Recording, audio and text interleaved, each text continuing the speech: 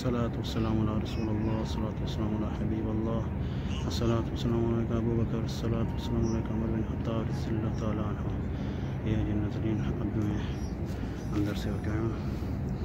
जो पहले वीडियो में आ रहा है तो अल्हम्दुलिल्लाह आज नबी सल्लल्लाहु अलैहि वसल्लम की कब्र मुबारक को खोल दिया गया है। अभी सारे जो है परमिशन लेके यहाँ पे आके सलाम पेश कर सकते हैं। 24 घंटे उम्रा और नबी सल्लल्लाहु अलैहि वसल्लम की कब्र पे सलाम बंद नहीं हुआ था। ये कोरोना की वजह से बंद हुआ, अल्हम्दुलिल्लाह अभी फिर दोबारा स्टार्ट हो गया है। तो प्लीज़ वीडियो को शेयर कर दें, लाइक कर दें और चैनल को सब्सक्राइब कर दें।